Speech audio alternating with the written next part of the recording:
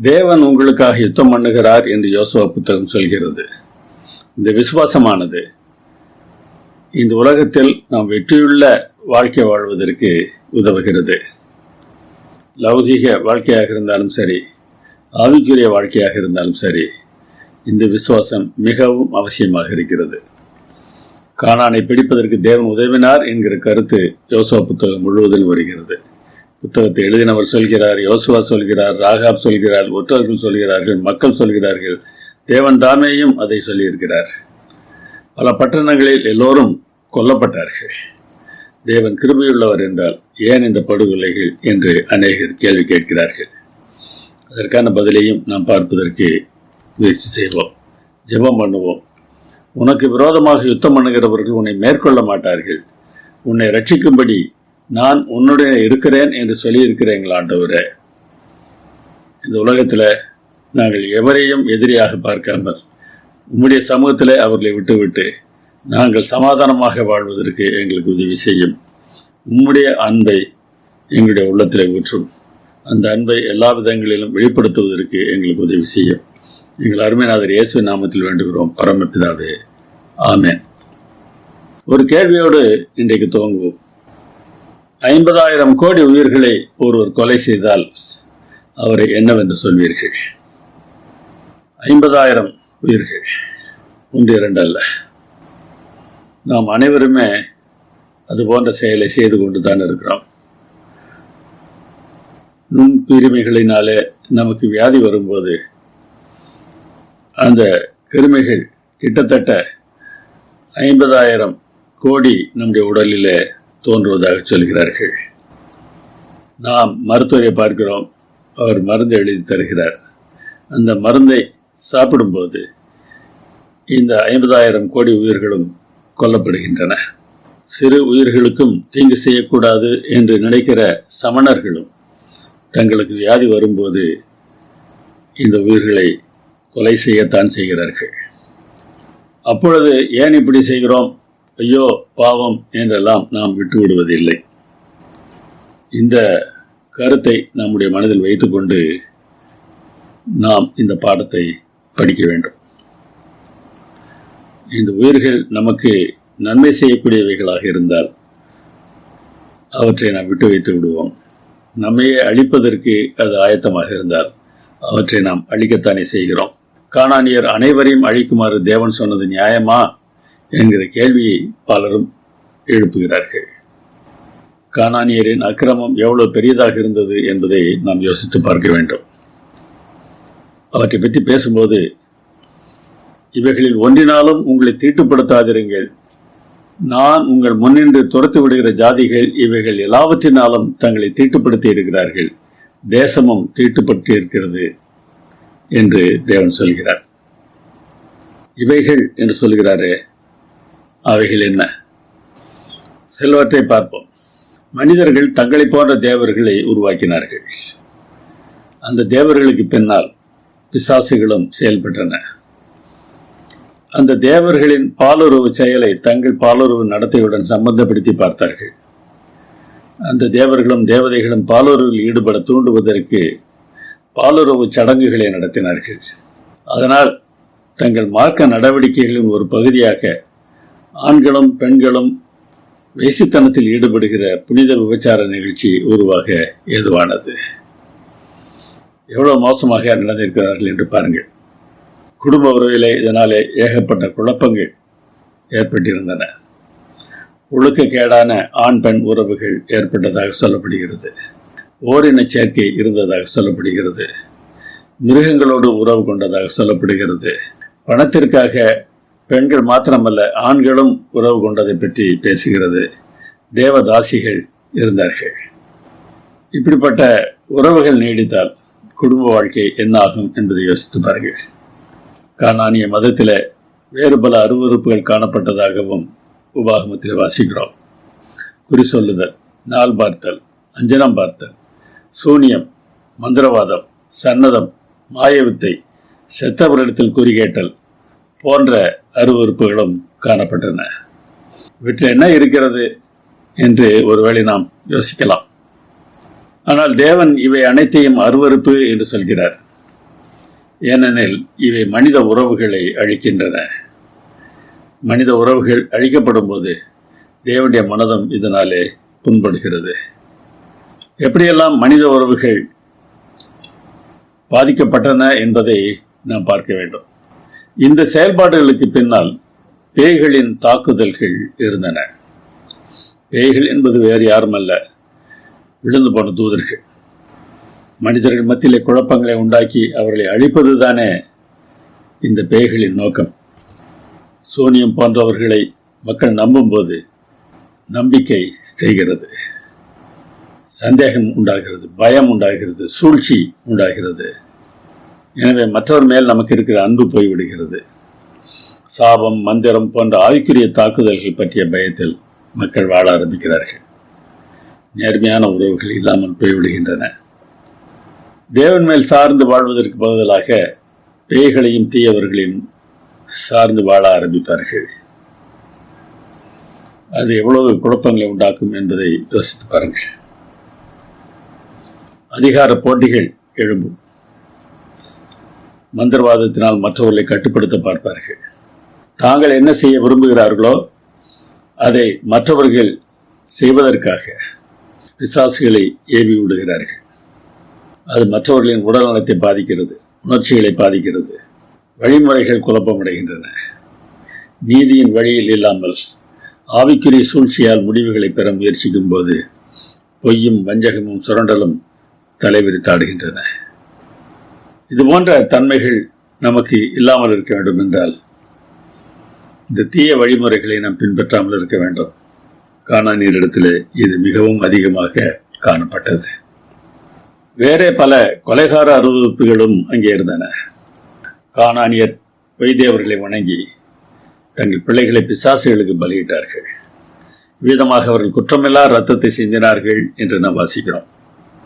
தங்கள் பிள்ளைகளை தீயில் எரித்து பலியிட்டார்கள்.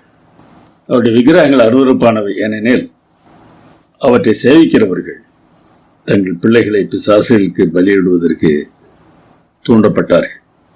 இப்படிப்பட்ட கொலைகள் புனிதமாக எண்ணப்பட்டன. இந்த வன்முறை, கொலை தேசத்தை தீட்டுப்படுத்துவதாக வேதாகம் சொல்கிறது. ரத்தம் சிந்தினவனுடைய ரத்தத்தினால் தான் நிவர்த்தி உண்டாகும் என்று ஆண்டவர் சொல்கிறார். இது கேட்டவுடனே மனம் அதிர்ந்து என்ன இப்படியெல்லாம் நடந்திருக்கிறார்கள் என்று நாம் நினைக்கிறோமா? தன் சகோதரனை பகைக்கிறவன் கொலை செய்கிறான் என்று வேதாகம் சொல்கிறது. ஞானார்த்தமாக பார்த்தால் பகை கூட ஒரு கொலைதான்.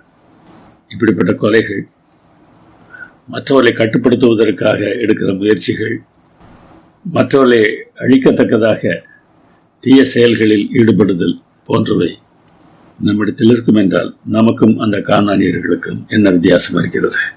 நாமும் கொலை செய்யப்பட வேண்டியவர்கள் தான். ஏனென்றால் இப்படிப்பட்ட பாவங்கள் தேசத்தை தீட்டுப்படுத்துகின்றன. ஆனால் ஒரு பெரிய வாய்ப்பை தேவன் நமக்கு தந்திருக்கிறார். இயேசுவின் இரத்தத்தால் நமக்கு பாவ நிவர்த்தி கிடைக்கிறது. நாம் இரத்தம் சிந்துவதற்கு பதிலாக அவர் இரத்தம் சிந்தியிருக்கிறார். இதை புரிந்து கொண்டால் நாம் இனியும் இரத்தம் சிந்தாமல் இருப்போம். அதாவது மற்றவர்களை பகைக்காமல் இருப்போம். வேதாகம் சொல்வதை பாருங்கள். இதனாலே தேவனுடைய பிள்ளைகள் இன்னார் என்றும் பிசாசின் பிள்ளைகள் இன்னார் என்று வெளிப்படும். நீதியை செய்யாமலும் தன் சகோதரனில் அன்பு கூறாமலும் இருக்கிற எவனும் தேவனால் உண்டானவன் அல்ல. சகோதரனிடத்தில் அன்பு காட்டாதவன் பிசாசின் பிள்ளையாக இருக்கிறான். மனிதனிடத்தில் அன்பு காட்டாதவர்கள் தேவனுடைய பிள்ளைகள் இல்லை. நாம் என்ன பெயரை வைத்திருக்கிறோம், இங்கே ஆலயத்திற்கு போகிறோம், என்ன பிரசங்கம் பண்ணுகிறோம் என்பது போதாது. நாம் பிரசங்கம் பண்ணுவதை சுவாசிக்க வேண்டும், அதை செயலிலும் காட்ட வேண்டும். இப்படிப்பட்ட பாவங்களை செய்த கானானியரை தேவன் முழுவதுமாக அழித்தது போல நம்மையும் ஏன் அவர் அழிக்கக்கூடாது? கொஞ்சம் யோசித்து பார்த்தால் நாம் செயல்படுகிற விதங்கள் சரியானவையா என்று நாம் யோசிப்போம். அநேக சமயங்களிலே ஏன் இவற்றை செய்கிறோம்? மற்றவர்கள் நமக்கு விரோதமாக செயல்பட்டு நம்மை அழித்து விடுவார்கள் என்று பயப்படும் போது அவர்களை அழிப்பதற்கு நாம் பிரயாசப்படுகிறோம். தேவன் நமக்காக யுத்தம் பண்ணுவார் என்றார். நாம் ஏன் அவர்களை அழிக்க வேண்டும்? ஒரு பிசாசின் பிள்ளையா தேவனுடைய பிள்ளையா என்பதை முடிவு செய்வது யார்? அந்த முடிவை தேவன்தான் செய்ய வேண்டும். அவரே மகத்துவ நீதிபதியாக இருக்கிறார். சர்வலோக நியாயாதிபதி நீதி செய்யாதிருப்பாரோ என்று ஆபிரகாம் குறிப்பிடுகிறார். ஆம், சோதோம் கொமோராவை அழிப்பதற்கு தேவன் தீர்மானித்து அதை ஆபிரகாமிடம் சொன்னபோது, நீ செய்வது சரியாக இருக்கட்டும் ஆண்டவரே, நீ நிச்சயமாக செய்வீர் என்கிற தன்னுடைய நம்பிக்கையையும் அங்கே வெளிப்படுத்துகிறார். தேவனுடைய நியாயம் வெளியரங்கமானது என்பதை நாம் மறந்துவிடக்கூடாது. சங்கீதம் 82:1 வாசிக்கிறோம். தேவ சபையிலே தேவன் எழுந்தருளி இருக்கிறார், தேவர்களின் நடுவிலே அவர் நியாயம் விசாரிக்கிறார். தேவர்களின் நடுவிலே என்பதை நீதிபதிகளின் நடுவிலே என்று நாம் மொழிபெயர்க்கலாம். ஆம், ஒரு நியாய சங்கம் இருக்கிறது. அந்த நியாய சங்கத்தில் தேவ தூதர்களிடம் கூட நீதி செலுத்துவதற்கு காத்திருக்கிறார்கள். அங்கே தேவன் நியாயம் விசாரிக்கிறார் என்று வேதாகமம் சொல்கிறது. தேவன் தாம் செய்கிற எல்லாவற்றையும் வெளிப்படையாக மற்றவர்களிடத்தில் பேசி செய்கிறார். இன்றைக்கு சில சமயங்களிலே எல்லாம் நமக்கு விளங்காவிட்டாலும் 1000 வருடங்கள் நமக்கு கொடுத்து அந்த சமயத்திலே எல்லாவற்றையும் விளக்குவதற்கு அவர் ஆயத்தமாக இருக்கிறார். தேவன் எப்படிப்பட்டவர் என்பதை அவருடைய நாமத்தை பார்க்கும்போது நமக்கு தெரிகிறது. கர்த்தருடைய நாமம் காட்டுகிற குணம் என்ன என்பதை யாத்திராகம் 34:6-7 பார்க்கலாம். கர்த்தர், அதாவது இருக்கிறவர், மாறாதவர், எல்லாம் அறிந்தவர். எனவே அவருடைய நீதி விசாரணையில நாம் எந்த சந்தேகமும் அடைய வேண்டிய அவசியமில்லை. தேவனாகிய கர்த்தர் என்றால் அவர் பலத்தவர், எஜமான், நீதிபதி என்கிற கருத்து தோணிக்கிறது. இரக்கமுள்ளவர். ஆம், அனாவசியமாக அவர் தண்டனை தரமாட்டார். கிருபை உள்ளவர், பாவிகளுக்கும் நல்லது செய்வார். நீடிய சாந்தம் உள்ளவர், உடனடியாக கோபப்பட மாட்டார். மகா தயை உள்ளவர், அவரிடம் ஏராளமான நன்மைகள் உண்டு. சத்தியம் உள்ளவர், அவர் நம்பத்தகுந்தவர். 1000 தலைமுறைகளுக்கு இரக்கத்தை காக்கிறவர். இங்கே இரக்கம் என்று வருகிற வார்த்தை தான் இதற்கு முன்னதாக தயவு என்று வருகிறது. 1000 தலைமுறைகளுக்கு ஏராளமான நன்மைகளை செய்யக்கூடியவர். அக்கிரமத்தையும் மீறுதலையும் பாவத்தையும் மன்னிக்கிறவர். பாவத்தன்மை, பாவ தீர்மானம், பாவ செயல் ஆகிய 3ஐயும் இந்த வார்த்தைகள் சுட்டிக்காட்டுகின்றன. எல்லாவற்றையும் மன்னிக்கிறார். நம்முடைய பாவத்தன்மையை மன்னிக்கிறார், நாம் செய்கிற பாவ தீர்மானங்களை மன்னிக்கிறார், நம்முடைய பாவ செயல்களையும் அவர் மன்னிக்கிறார். தேவன் இவற்றையெல்லாம் செய்யும்போது நமக்கு அது பிடித்திருக்கிறது. ஆனால் இவற்றையெல்லாம் நாம் மற்றவர்களிடத்தில் செய்யாமல் மற்றவர்களுக்கு விரோதமாக செயல்படும் போது அவர்கள் மேல் அன்புள்ள தேவன் நமக்கு என்ன செய்வார் என்று நினைக்கிறீர்கள்? தன்னிடத்தில் வேலை செய்கிற மக்கள் மத்தியில் ஒரு மனிதன் அனாவசியமாக மற்றவர்களை கஷ்டப்படுத்துகிறவனாக இருந்தால், அந்த நிர்வாகத்தின் தலைவன் அதை கண்டுகொள்ளாமல் இருந்தால், அதை அன்பு என்று சொல்லுவோமா?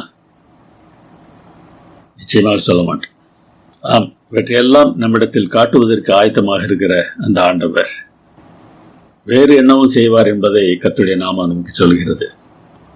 குற்றவாளி குற்றமற்றவனாக விடாமல் பிதாக்கள் செய்த அக்கிரமத்தை பிள்ளைகளிடத்திலும் பிள்ளைகளுடைய பிள்ளைகளிடத்திலும் 3ஆம் 4ஆம் தலைமுறை மட்டும் விசாரிக்கிறவர்.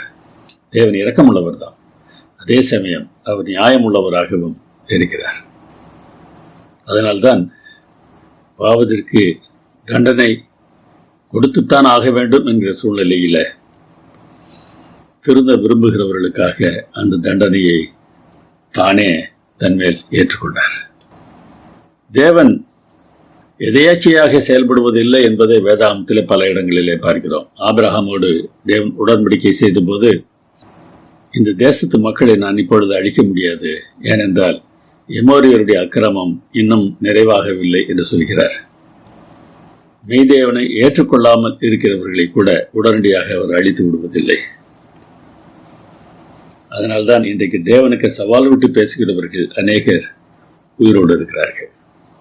அவர்கள் திருந்துவதற்கு இன்னமும் வாய்ப்பு இருக்கிறது என்பதனாலே தேவன் அவர்களை விட்டு வைத்திருக்கிறார். முதல் நூற்றாண்டு யூதர்கள் கூட தங்கள் அக்கிரம அளவை நிரப்பியதால் தான் அழிக்கப்பட்டார்கள் என்பதை மறந்துவிடக்கூடாது. இயேசுவானவர் அவரிடத்தில் பேசியபோது, நீங்கள் உங்கள் அக்கிரம அளவை நிரப்புங்கள் என்று சொன்னார். அது என்ன அளவு என்பது நமக்கு தெரியவில்லை. ஆனால் ஒரு எல்லையை மீறும்போது தேவன் அவர்களை அழித்து போடுகிறார்.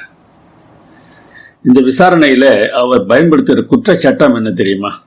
அதாவது இன்ன தவறுக்கு என்ன தண்டனை என்று இருக்கிறது அல்லவா? அவர் பயன்படுத்துகிற குற்றச்சட்டம் என்ன?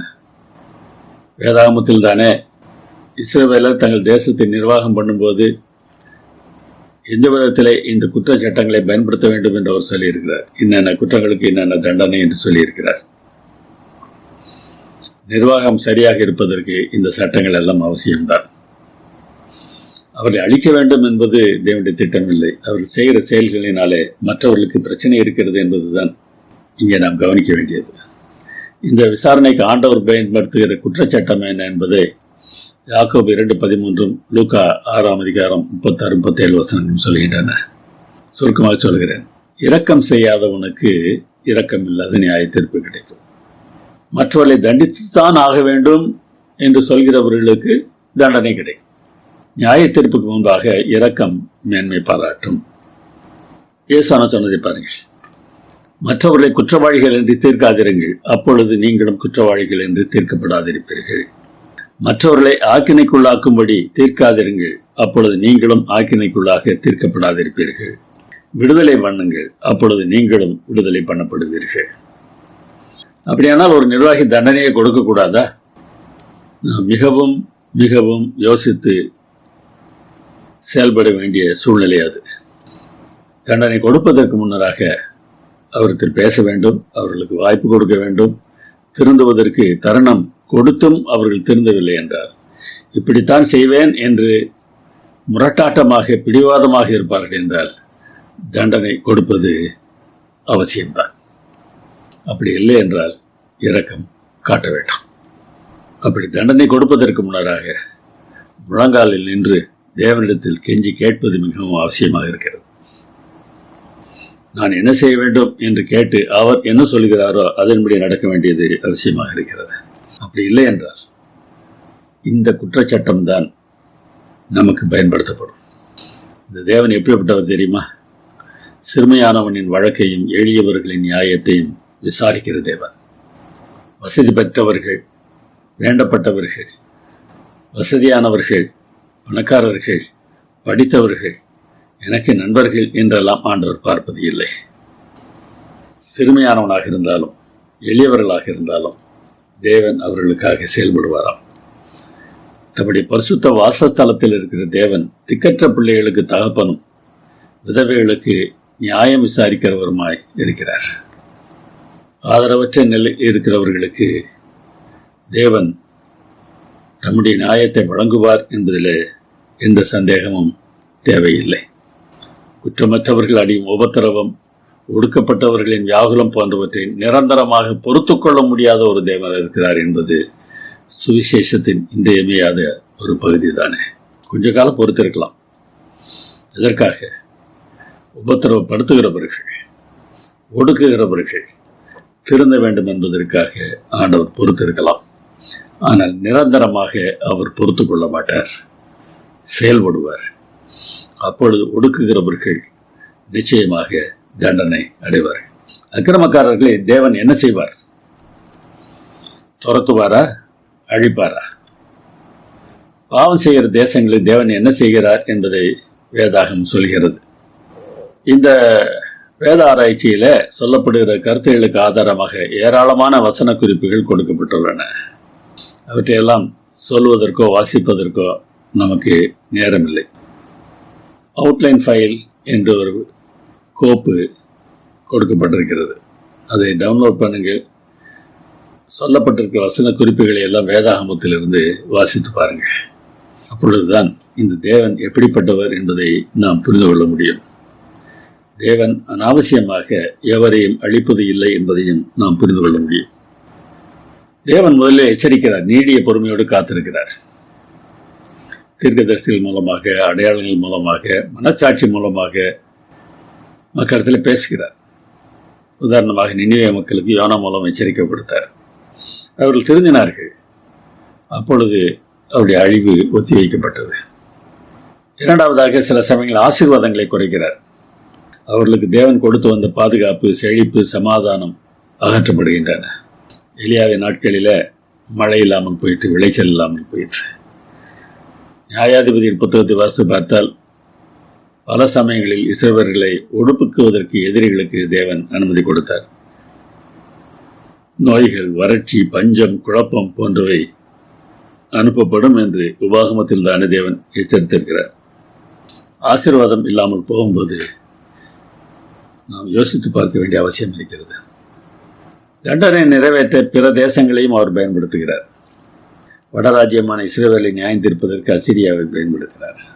தென்தேசமான யூதாவை நியாயம் தீர்ப்பதற்கு பாபிலோனை பயன்படுத்தினார். பாபிலோனை நியாயம் தீர்ப்பதற்கு மேதிய பெர்சியாவை பயன்படுத்தினார். ஒருவரை பயன்படுத்தி இன்னொருவருக்கு ஆண்டவர் தண்டனை கொடுக்கலாம். தங்கள் தேசத்திலிருந்து முற்றிலுமாக அவர்களை அகற்றிவிடலாம். இஸ்ரவேலர் பிற ஜாதிகளின் பாவங்களை பின்பற்றிய போது அவர்கள் நாட்டை விட்டு துரத்தப்பட்டார்கள். யூதரும் அதுபோல தங்கள் நாட்டை விட்டு துரத்தப்பட்டார்கள். இது ஒன்றும் நடக்கலாம். அக்கிரம அளவு நிரம்பும் போது தேவன் முழு அழிவை தருகிறார். எல்லா சமயங்களிலும் முற்றிலுமாக ஆண்டவர் அழித்து விடுவதில்லை. எல்லா சமயங்களிலும் துரத்துவது இல்லை. யார் யாருக்கு என்ன செய்ய வேண்டும் என்பது தேவனுக்கு தெரியும். அவருடைய நியாயத்திலே நாம் எந்த சந்தேகமும் அடைய வேண்டிய அவசியம் இல்லை. ஒருமுறை உலகம் முழுவதும் வெள்ளத்தால் அழிக்கப்பட்டது. சோதோம், கொமோரா, அத்மா, செபோயும் ஆகிய பட்டணங்கள் முழுவதுமாக அழிக்கப்பட்டது நமக்கு தெரியும். கானான் தேச மக்களின் ஒழுக்கை கேட்டால் அவர்கள் முழுவதுமாக அழிக்கப்பட்டார்கள், அதுவும் நமக்கு தெரியும். அமலேக்கிரி முழுவதுமாக அழிக்குமாறு சவுலுக்கு தேவன் கட்டளை கொடுத்தார். தங்கள் அக்கிரம அளவை நிரப்பும் போது இது போன்ற கட்டளைகள் தேவன் கொடுக்கிறார். இரக்கத்தின் மூலம் மாற்றமும் ஏற்படுகிறது. மனம் திரும்புதல், புதுப்பித்தல் உண்டாகின்றன. நினிவே மக்கள் ஏற்கனவே பார்த்தோம். நேபுகாத்நேச்சார் திருந்திய போது அரசாட்சி அவருக்கு திரும்பவும் கிடைத்தது. இந்த தேவன் பட்சபாதமாக செயல்படுவதில்லை. தேவனுடைய பெயரை சொல்கிறார்களோ சொல்லவில்லையோ, யாராக இருந்தாலும் மனிதர்களை அவர்கள் எப்படி நடத்துகிறார்கள் என்பதைத்தான் அவர் பார்க்கிறார். மனிதர்களை அன்பாக நடத்தவில்லை என்றால் தேவனுடைய பெயரை சொன்னாலும் அவர்கள் தப்பு போவது இல்லை. எருசலேம் நகரத்தில் தேவனுடைய ஆலயம் இருந்தது. தேவன் கொடுத்த திட்டத்தின்படி கட்டப்பட்ட ஆலயம். தேவன் கொடுத்த திட்டப்படி அங்கே ஆராதனைகள் நடந்தன. ஆனால் அந்த ஆலயமும் ஒரு சமயத்தில் அழிக்கப்பட்டது. ஏன்? மனிதர்களிடத்தில் அவர்களுக்கு அன்பு இல்லாமல் போய்விட்டது. அவருடைய தவறுகளை பற்றி எசேக்கியேல் 16ஆம் அதிகாரத்தில் 46 52 வரை வாசிக்கிறோம்.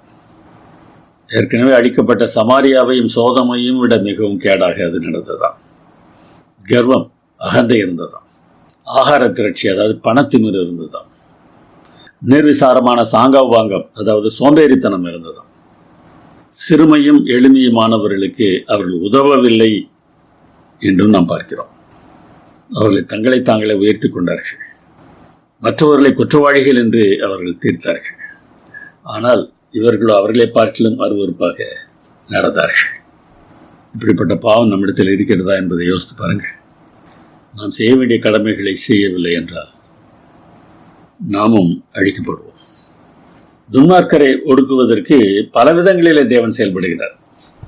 இப்படித்தான் செயல்படுவார் என்று நாம் சொல்ல முடியாது. தேவன் நேரடியாக செயல்படலாம். செங்கடலிலே எகிப்தியர்கள் அழிந்தார்கள். எலிசா தீர்க்கதரிசிக்காக தூதர்கள் வந்து காவல் செய்தார்கள். அவரை அழிப்பதற்கு வந்த அந்த படைக்கு குருட்டாட்டம் பிடிக்க செய்தார். எசேக்கியாவை அழித்து விடுவேன் என்று மிரட்டிய சனகரிப் தன்னுடைய படையை இழந்தார். யோசபாத்தை தாக்க வந்த எதிரிகள் அழிந்தார்கள். இவற்றெல்லாம் தேவன் நேரடியாக செயல்பட்டதை பார்க்கிறோம். சில இடங்களிலே தேவனுடைய செயல்பாடு அதற்கு பிறகு மனிதன் செயல்பட்டதை நாம் பார்க்கிறோம். சாமுவேல் காலத்தில் மிஸ்பாவிலே கல்மழை பெய்தது. பின்னர் இஸ்ரவேலர் செயல்பட்டார்கள். கானானுக்குள் குளவிகளை அனுப்புவதாக தேவன் சொன்னார். இந்த குளவிகள் என்பது என்ன என்பதிலே கருத்து வேறுபாடு இருந்தாலும் தேவன் நேரடியாக செயல்பட்டார் என்பதை நாம் புரிந்து கொள்ள வேண்டும்.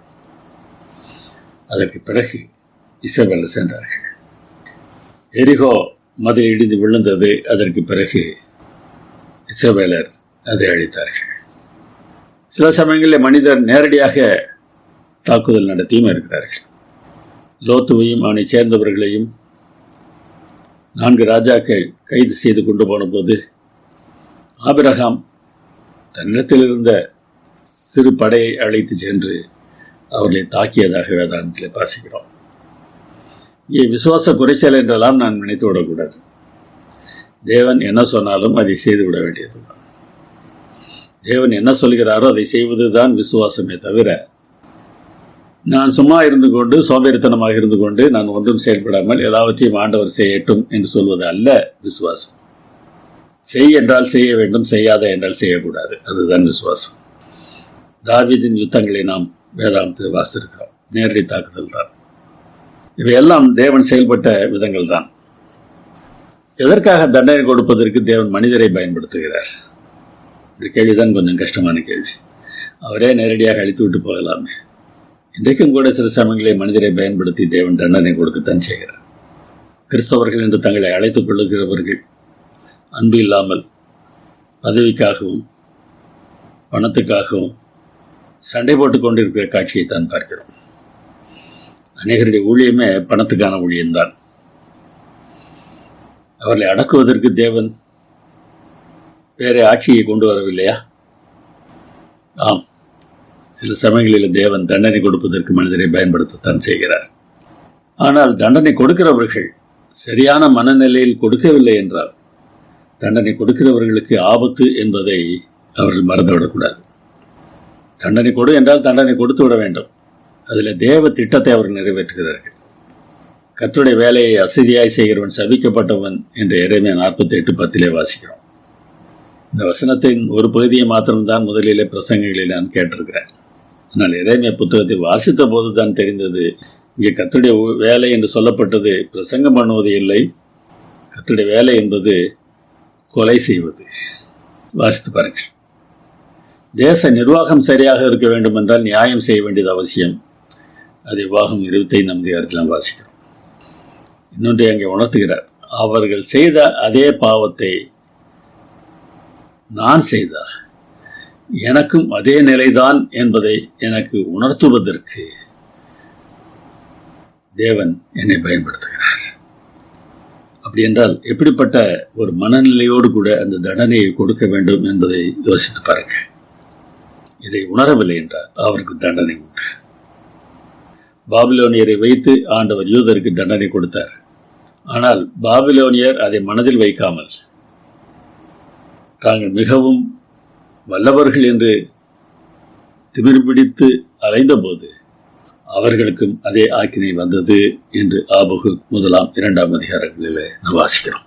ஒருவனுக்கு நான் தண்டனை கொடுக்க போகிறேன் என்றால் அவன் செய்தது தவறு என்பதை நான் உணர்த்துகிறேன்.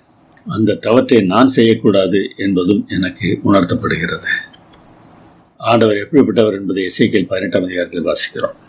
துன்மார்க்கன் சாகிறது எனக்கு எவ்வளவு வேணும் பிரியமோ, அவன் தன் வழிகளை விட்டு திரும்பி பிழைப்பது அல்லவோ எனக்கு பிரியம் என்று கர்த்தர் சொல்கிறார். அழிப்பது அவருக்கு இஷ்டமில்லை, திருத்துவதுதான் அவருக்கு இஷ்டம். சொல்லுவோமா? தேவன் நல்லவர்.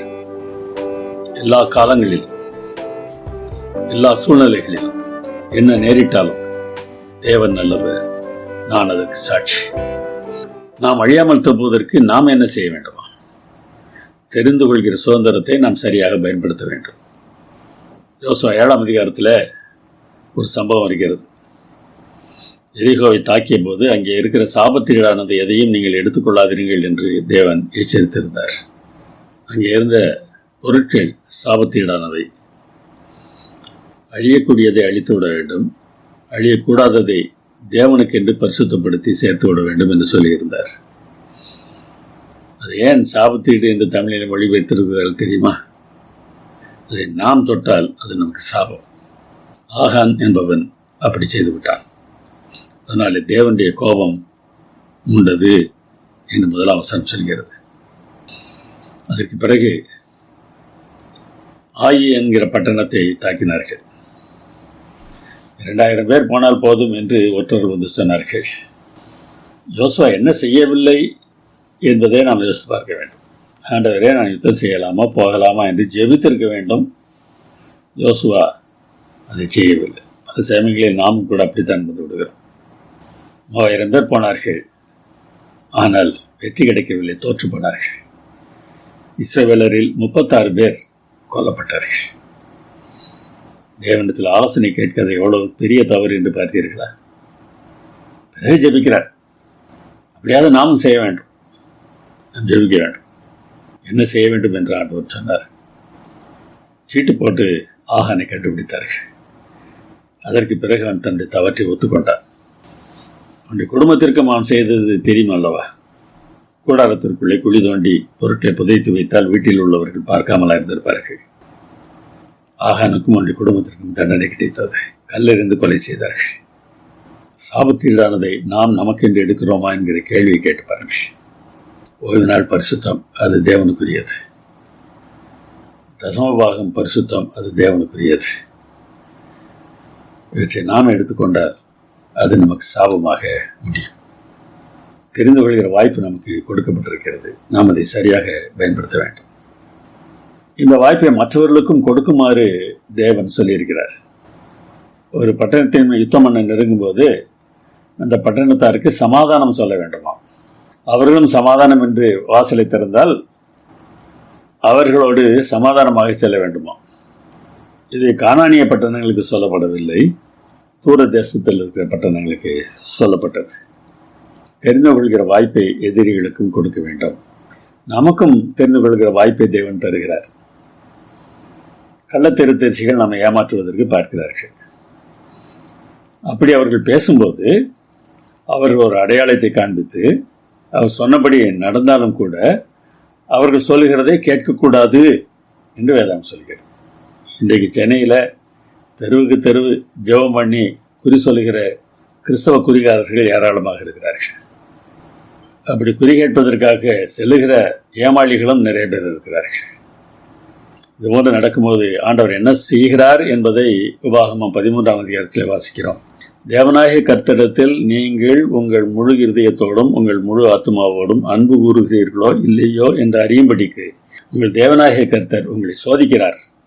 தெரிந்து கொள்ளும் வாய்ப்பை தேவன் நமக்கும் தருகிறார். நாம் எதை தெரிந்து கொள்ளப் போகிறோம்? தேவனாகிய கர்த்தர் உனக்கு முன்பாக கடந்து போகிறவர். அவர்கள் எதிரிகளை நமக்கு முன்னராக விழப்பண்ணுவர். அவர்களை துரத்தி அவர்களை அழிக்கலாம். இவ்வாறு இஸ்ரவேலருக்கு தேவன் சொன்னார். கானானியர் எவ்வளவு மோசமான நிலையில் இருந்தார்கள். தங்கள் சொந்த பிள்ளைகளிடத்தில் கூட அன்பு காட்டாத கொடுமைக்காரர்களாக இருந்தார்கள். எனவே அவர்களை அழிக்கும்படியாக தேவன் இப்படி சொன்னார். எல்லோரையும் இல்லை. இன்றைக்கு நம்மை பகைக்கிறவர்களை நாம் மன்னிக்க வேண்டும். தேவன் அப்படி சொன்னார் இப்படி சொன்னார் என்று சொல்லி எவரையும் அழிப்பதற்கு நாம் பிரயாசப்படக்கூடாது. நாமும் கூட பகைவரை அழித்து விடலாம். ஆபிரகாம் லிங்கனிடத்தில் ஒரு முறை கேட்டார், ஏன் உங்கள் எதிரிகளை நீங்கள் அழிப்பதில்லை, விட்டு விடுகிறீர்கள்? அதற்கு ஆபிரகாம் லிங்கன் சொன்ன பதில் என்ன தெரியுமா? நான் என் எதிரிகளை அழித்து கொண்டு தானே இருக்கிறேன். அவர்களை என் நண்பர்களாக மாற்றி விடுகிறேன். இப்பொழுது எதிரிகள் இல்லை அல்லவா? இப்படி கூட எதிரிகளை நாம் அழிக்கலாம். அதற்கு தேவன் உதவி செய்வார். நம்முடைய தெரிந்து கொள்ளுதல் சரியானதாக இருந்தால் என்ன நடக்கும் என்பதையும் வேதாகம் சொல்கிறது. சமாதான பிரபு சமாதானத்தை உண்டாக்குவார். இயேசுவின் பிறப்பை பற்றி சொல்லும்போது ஏசாயா 9ஆம் அதிகாரத்தில் வாசிக்கிறோம். கர்த்தத்துவம் அவர் தோளின் மேல் இருக்கும். அரசாங்கம், நிர்வாகம் அவர் தோளின் மேல் இருக்கும். அவர் சமாதான பிரபு என்று அழைக்கப்படுவார். இவருடைய நிர்வாகத்தில் சமாதானம்தான் முக்கியமானது. அந்த சமாதானத்திற்கு சம்மதிக்காதவர்கள் தான் அழிக்கப்படுவார்கள். எவ்வளவு அருமையான ஒரு வாய்ப்பு என்று யோசித்து பாருங்கள். தேவன் நமக்காக ஒரு உடன்படிக்கை பண்ணி வில்லையும் பட்டயத்தையும் யுத்தத்தையும் இராதபடிக்கு முறித்து சுகமாய் நம்மை படுத்துக் கொண்டிருக்க பண்ணுவார் என்று ஓசியாவில் ஒரு வசனத்தை வாசிக்கிறோம். நாம் இதற்கு ஆசைப்பட்டால் தேவன் இதை நமக்கு நிச்சயமாக செய்வார். மீகா 4ஆம் அதிகாரத்திலும் ஏசாயா 2ஆம் அதிகாரத்திலும் தேவனுடைய நியாய தீர்ப்பு எப்படி இருக்கும் என்பதை நாம் வாசிக்கிறோம். பலத்த ஜாதிகளை தேவன் கடிந்து கொள்வாராம், அவர்கள் கூட மாறுவார்களாம். என்ன செய்வார்களாம்? தங்கள் பட்டயங்களை மண்வெட்டிகளாக அடிப்பார்களாம். பட்டயம் அழிவு கருவி, மண்வெட்டி ஆக்க கருவி. தங்கள் ஈட்டிகளை அரிவாள்களாக அடிப்பார்களாம். ஈட்டிகள் அழிவு கருவி, அரிவாள் ஆக்க கருவி. புரிகிறதா? அழிப்பதற்கு பதிலாக ஆக்குகிறவர்களாக அவர்கள் மாறுவார்கள். ஒரு ஜாதிக்கு விரோதமாய் மறு ஜாதி பட்டயம் எடுப்பதில்லை. இனி அவர்கள் யுத்தத்தை கற்பதும் இல்லை. தேசங்களை பற்றிய தேவனுடைய கனவு இதுதான். இப்படித்தான் இருக்க வேண்டும் என்று ஆசைப்படுகிறார். எங்களுக்குத்தான் சத்தியம் தெரியும், எங்களுக்குத்தான் இயேசுவை தெரியும், நாங்கள் தான் சரியான பாதையில் செல்கிறோம் என்று சொல்லுகிற நாம் எப்படி இருக்கிறோம்?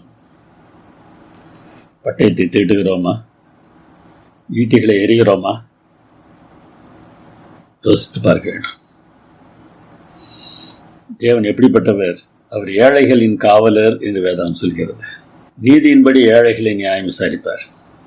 யதார்த்தத்தின்படி சிறுமையானவர்களுக்கு தீர்ப்பு செய்வார். துன்மார்க்கரை சங்கரிப்பார். நாம் எளியவர்களுக்கும் சிறுமையானவர்களுக்கும் அன்பு காட்டாவிட்டால் நாம் அழிக்கப்படுவோம். இயேசு கிறிஸ்து நமக்காக சிலுவையில் தொங்கி தன் ஜீவனை விட்டவர். அவர்தான் நீதிபதி என்று வேதம் சொல்கிறது. 2 தீமோத்தேயு 4ஆம் அதிகாரம் 1-8 பாருங்கள். உயிரோடு இருக்கிறவர்களையும் மரித்தவர்களையும் நியாயம் தீர்க்கப் போகிற கர்த்தராகிய இயேசு கிறிஸ்து என்றாகி வாசிக்கிறோம். நீதியின் கிரீடம் எனக்காக வைக்கப்பட்டிருக்கிறது, நீதியுள்ள நியாயாதிபதியாகிய கர்த்தர் அந்நாளிலே அதை எனக்கு தந்தருள்வார். ஆம், தேவனிடத்தில் அந்த நீதியின் கிரீடத்தை நாம் பெற வேண்டும் என்றால், இயேசு அதை நமக்கு தர வேண்டும் என்றால், இன்றைக்கு அவர் சொல்கிறபடி கேட்டு நடக்க வேண்டியது மிகவும் அவசியமாக இருக்கிறது. தேவன் நமக்கு போதுமானவர் என்பதை பல சம்பவங்களை பார்க்கிறோம். எலிசாவை பிடிப்பதற்காக சீரியருடைய படை வந்தபோது கேயாசி அதை பார்த்து பயந்தான். எலிசா சொன்னார், பயப்படாதே, அவர்களோடு இருக்கிறவர்களை பார்க்க நம்மோடு இருக்கிறவர்கள் அதிகம். கேயாசின் கண் திறந்த போது அந்த மலை முழுவதிலும் தூதர்களை பார்த்தான். அதற்கு பிறகு அவர்களை சுற்றி கொண்ட அந்த படைக்கு கண் தெரியாமல் போய்விடுகிறது. அவர்கள் அனைவரையும் சமாரியாவுக்கு எலிசா அழைத்துச் செல்கிறார். இஸ்ரவேலின் ராஜா அவர்களை கண்டபோது எலிசாவிடத்தில் கேட்கிறான், என் தகப்பனே, நான் அவர்களை வெட்டி போடலாமா? பாருங்க, இவர் ஒன்றும் செய்யலை, கடவுள் கொண்டு வந்து முன்னார விட்டா வெட்டி போடட்டுமா? இன்னைக்கு அதுதானே செய்கிறோம். நமக்கு எதிராக செயல்படுகிறவர்களை தேவன் ஒடுக்கி நமக்கு முன்னராக சிறுமைப்படுத்தும் போது நாம் என்ன செய்கிறோம்? நான் வெட்டி போடட்டுமா, கொன்று விடட்டுமா, அழித்து விடட்டுமா? எலிசா சொன்னதை பாருங்கள், நீர் வெட்ட வேண்டாம், நீர் உம்முடைய பட்டயத்தாலும் உம்முடைய வெளியினாலும் சிறையாக்கி கொண்டவர்களை வெட்டுகிறீரோ, இவர்கள் புசித்து குடித்து தங்கள் ஆண்டவனிடத்திற்கு போகும்படி அப்பமும் தண்ணீரும் அவர்களுக்கு எதிரில் வையும் என்றார். சாப்பாடு கொடு, சாப்பாடு கொடுத்து அனுப்பு.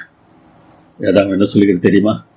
சீரியரின் தண்டுகள் இஸ்ரவேல் தேசத்திலே அப்புறம் வரவில்லை. சமாதானம், எல்லோரிடம் நாம் சமாதானமாக இருக்க வேண்டும் தான். ஆனால் எல்லோரும் சமாதானமாக இருப்பதற்கு விருப்பப்படாமல் போகலாம். கூடுமானால் உங்களால் ஆன மட்டும் எல்லா மனுஷரோடும் சமாதானமாக இருங்கள் என்று வேதாகம் சொல்கிறது. சமாதான முயற்சியைத்தான் நாம் செய்ய வேண்டும். அவர்கள் சமாதானமாக இருக்க விரும்பவில்லை என்றால் நாம் ஒன்றும் செய்ய முடியாது. யார் சமாதானமாக போகிறார்களோ அவர்கள் பரலோகத்தில் இருப்பார்கள். சமாதானம் ஆக யாருக்கு இஷ்டமில்லையோ அவர்கள் அழிந்து போவார்கள். தேவன் நமக்காக யுத்தம் செய்கிறார் என்று நாம் பார்த்தோம். நமக்காக அவர் செய்கிற எல்லா யுத்தங்களிலும் மிக மிக முக்கியமான யுத்தம் ஒன்று இருக்கிறது. அது என்ன யுத்தம் என்று பார்த்து இந்த வேத ஆராய்ச்சியை நாம் முடிப்போம். நாம் சமாதானம் பெறுவதற்கு அவர் யுத்தம் செய்கிறார். இந்த யுத்தம் எங்கே நடக்கிறது தெரியுமா? பாவம் உலகத்தில் நுழைந்த போது தானே. சாத்தானை பார்த்து ஆண்டவர் இப்படி சொன்னார், உனக்கும் ஸ்திரீக்கும் உன் வித்துக்கும் அவள் வித்துக்கும் பகை உண்டாக்குவேன். பகை நமக்குள்ளாக விதைக்கப்படும். அவர் உன் தலையை நசுக்குவார், நீ அவர் குதிங்காலை நசுக்குவாய். இங்கே வித்து என்பது இயேசுவை சுட்டி காட்டுகிறது. இயேசு சாத்தானின் தலையை நசுக்குகிறார். நமக்குள்ள சாத்தானுக்கு எதிரான பகையை அவர்தான் உண்டாக்க வேண்டும். அவர் உண்டாக்கினால்தான் நாம் அவனை வெறுப்போம், இல்லை என்றால் நாம் அவனை நேசிக்க ஆரம்பித்து போவோம். ஆண்டவரே, எனக்கு இந்த பாவம் பிடிக்கவில்லை, எனக்குள்ளாக பாவத்திற்கு விரோதமான பகையை உண்டாக்கும் ஆண்டவரே என்ற ஆண்டவரத்தில் நான் கெஞ்சினான். ஆண்டவர் அதை செய்வதற்கு ஆயத்தமாக இருக்கிறார். பொறாமையினாலே ஆபேலை அழிப்பதற்கு காயின் யோசித்துக் கொண்டிருந்த போது ஆண்டவர் காயினிடத்தில் பேசுகிறார். நீ நன்மை செய்தால் மேன்மை இல்லையோ, நீ நன்மை செய்யாதிருந்தால் பாவம் வாசற்படியில் படுத்திருக்கும். இங்கே நன்மை என்று சொல்லப்படுவது ஆபேலிடத்தில் அவன் காட்ட வேண்டிய அன்பு. நீ அன்பாக இருந்தால் உனக்கு மேன்மை, நீ அன்பு காட்டாவிட்டால் பாவம் உன்னை தாக்கிவிடும். அவன் ஆசை உன்னை பற்றி இருக்கும். அவன் என்பது அதன் என்று மொழிபெயர்த்திருக்கலாம். அதன் ஆசை உன்னை பற்றி இருக்கும், பாவத்தின் ஆசை உன்னை பற்றி இருக்கும். ஆனால் நீ அவனை ஆண்டு கொள்வாய், நீ அதனை வென்றுவிடலாம் என்று இன்னொரு வாக்குத்தத்தத்தை ஆண்டவர் காயினிடத்தில் சொன்னார். ஆனால் அவன் கேட்கவில்லை. ஆண்டவர் சொன்னதை கேட்காமல் ஆபேலை கொன்று விடுகிறான். அவன் ஜெயித்திருக்கலாம் என்பதுதான் தேவன் சொல்லுகிற காரியம். தேவன் அவரிடத்தில் கேட்கிறவர்களுக்கு நிச்சயமாக உதவி செய்கிறவராக இருக்கிறார். மாம்ச சிந்தை மரணம், ஆவியின் சிந்தையோ ஜீவனும் சமாதானமும் ஆம் என்று வேதாகமத்தில் வாசிக்கிறோம். மாம்ச பிரகாரமாக யோசித்தார், மரணம் தான் நமக்கு மிஞ்சும். பரிசுத்த ஆவியானவரை பெற்றவர்களாக, ஆவியின் அன்பை உடையவர்களாக மற்றவரை நாம் பார்க்க பழகினால் அது வித்தியாசமானதாக இருக்கும். அந்த தன்மை இல்லாதவர்கள் மனதிலே சமாதானம் இல்லாமல் தான் வாழ வேண்டியது இருக்கும். சார்ல்ஸ் ஸ்பர்ஜன் என்ற ஒரு பிரசங்கியார் இருந்தார். அவரை ஒப்பற்ற பிரசங்கியார் என்று அழைத்தார்கள். 15 வயதிலே மனம் மாறி இயேசுவை தன் இரட்சகராக ஏற்றுக்கொண்டார். ஆனால் மனதிலே பெரிய போராட்டங்கள், பிரச்சனைகள். இந்த பிரச்சனையிலிருந்து எனக்கு விடுதலை கிடைக்காதா என்கிற ஏக்கம் அவருக்கு இருந்தது. வேதாகமத்தை வாசித்தார். வேதாகமத்தை வாசிக்க இன்னும் பிரச்சனை அதிகமாக உண்டாவது போல் தெரிந்தது. இதிலே ஆண்டவர் தெரிவித்தார், ஆண்டவரை எனக்கு சமாதானத்தை தார், இந்த போராட்டத்திலிருந்து எனக்கு விடுதலை தார். ஆவியானவருக்கு சமாதானத்தை கொடுத்தார். அவர் சொல்லுகிறார், அதன் பிறகு எனக்கு பிரச்சனைகள் இல்லாமல் போகவில்லை, பிரச்சனைகள் இருக்கத்தான் செய்தன, ஆனால் மனதிலே சமாதானம் இருந்தது. சமாதானம் என்பது பிரச்சனை இல்லாமல் இருப்பதல்ல, பிரச்சனைகளுக்கு மத்தியிலும் அமைதியாக இருப்பது. கர்த்தர் அப்படிப்பட்ட அமைதியை நாம் ஒவ்வொருவருக்கும் தருவாராக. ஜெபம் பண்ணுவோம். எங்கள் மேல் அன்பு வைத்திருக்கிற எங்கள் அருமை பிதாவே, பாவிகளாகிய எங்கள் மேல் நீர் எப்படிப்பட்ட அன்பை காட்டுகிறீரோ அதே விதமான அன்பை நாங்கள் மற்றவர்கள் காட்டுவதற்கு எங்களுக்கு உதவி செய்யும். எங்கள் அருமைநாதர் இயேசுவின் நாமத்தில் கேட்கிறோம் எங்கள் பரம பிதாவே. ஆமென்.